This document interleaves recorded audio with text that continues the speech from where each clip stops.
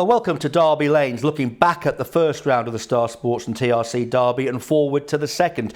The trap draw for the second round got off to a great start. If you look at the lanes that we've given for each greyhound on their round one performance, you really couldn't complain too much the way things have fallen in this opening heat. Let's look back at Ballymac Kingdom in the first round. Liam Dowling's charge was running from trap 4. And as you can see, he was in 4, definitely makes an edge towards the inside. Not a violent move by any stretch of the imagination, but we were happy to assess him as a 2. And the other one to look at here, I think, of interest is Sign Ace, who goes from the same trap 3 draw as he had in the first round. Let's look at that. In trap 3 here, and, you know, basically broke reasonably well and just kept that middle course to the bend. So the way that the opening heat has fallen, I don't think anyone can have too many complaints. A really good makeup. Unfortunately, not every race will turn out like that. Moving on to heat 2, and this race has changed dramatically, really, with the withdrawal of Rope Walk Boy from trap 2, because Nathan Hunt's dog was set to take a middle course, would have given Killara Line a great draw on the inside. It still has a great draw, of course, with a vacant trap outside, but the advantage that was probably going to be there is no longer. Moving on to heat 3, and this will be another draw that I don't think would cause too much consternation. Perhaps Any Name Will Do would have been preferred to have been drawn a little bit closer to the inside, having won his heat from trap 1, but no real obvious signs of major danger there. Moving on to heat 4, and this is a very interesting race. We need to look first at one of the leading fancies for the competition, Native Maestro. Ran from trap 1 in the first round and looked very well suited to that berth. Maybe edged out ever so slightly, but you expect greyhounds to do that. Inside draw, definitely a bonus for Graham Holland's charge, and particularly so by the presence of Betty's Book in trap 2. We gave Betty's Book, Kevin Boonsbitch, a 4 for her run in the first round. And just look at this, running from trap 3, definitely moves right on the run to the first bend, and you would imagine is going to give Native Maestro an awful lot of room going up to that turn. So no surprise that Native Maestro so strongly fancied by many. Moving on to heat 5, and this is another draw where I think you'd be fairly happy wherever you'd ended up. Just a note there that Glenlara Mac, you'll see, gets a 6+. There's a couple of the wide greyhounds who are deemed ultra wide, and if wides should ever meet in the competition, I suspect that you wouldn't really want to be drawn outside of Glenlara Mac. Moving on then to heat 6, and this is a very interesting contest, and I think one that we need to have a look at, because this could be a race that gets very tight for room on the inside. The first ground we're going to have a look at is Gary Carmichael's heat winner, Little Amir.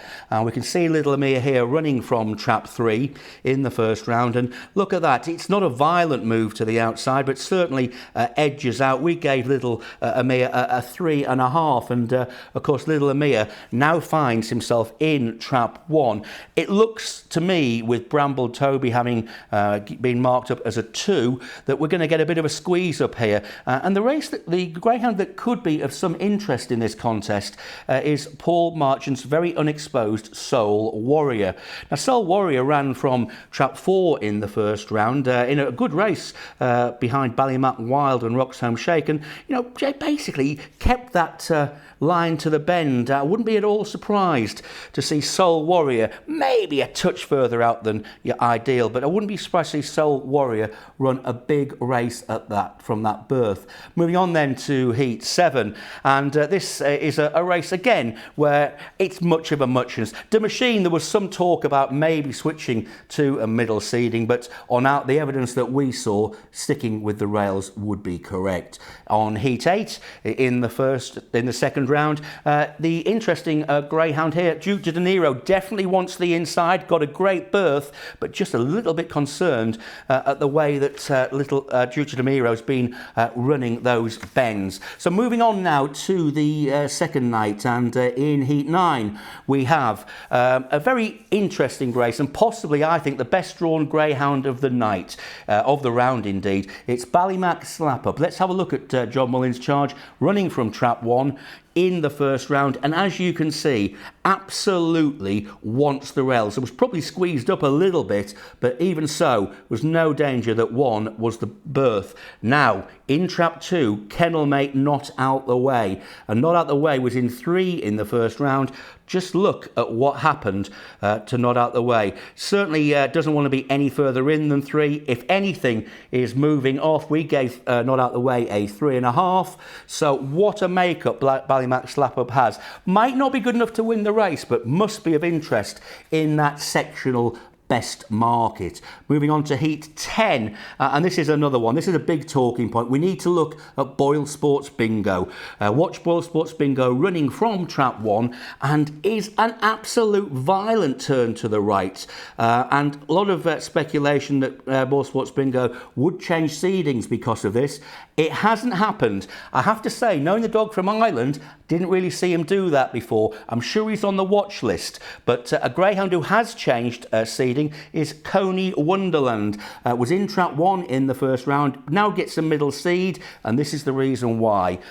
In trap 1, you can see is definitely moving off, is absolutely looking for probably traps 2 or 3, and what's just before the bend, or certainly just after, as the camera went away, was moving right off. So no surprise to see Coney Wonderland reseeded.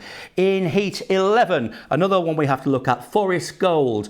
Just watch where Forest Gold went from trap 2 in the first round, straight right out the boxes, and is, you know, definitely a greyhound you'd think is going to move off from his berth on the inside, so it could be a bit of a squeeze up.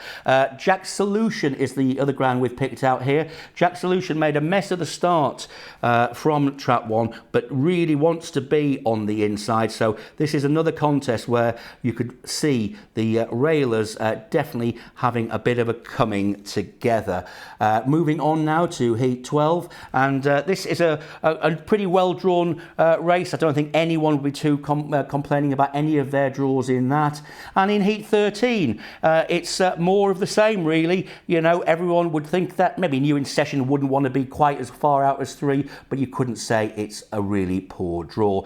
In Heat 14, Ballymac Wild gets the inside, that looks decent, and all the way through, greyhounds have probably got the boxes that they want. Heat 15 is the last one that we'll have a quick look at. Tenpin is the first greyhound we're going to see, and Tenpin has again got trap 1, and we know Tenpin wants trap 1. He's a greyhound who has always wanted the inside berth. He showed it here, was drawn 1, stuck to the rails, and you'd think Connections would be delighted to have the rails again. Of course, though, we remember Dearjet Sydney from last year. He's in 2 on this occasion, but watching here, he doesn't dive as much to the right, to the left as he used to, and he was being pushed out a little bit, but I don't think there's any doubt that he will be keeping Tenpin company as the bend appears. Finally on to Heat 16, and here we go. This is another race that looks well drawn for me. I think there's no greyhound there. Maybe Savannah Domino, a middle seed, might be looking to the wide, but apart from that, everyone looks happy. That's Derby Lanes for round 1. Looking forward to round 2. Be quick on the draw.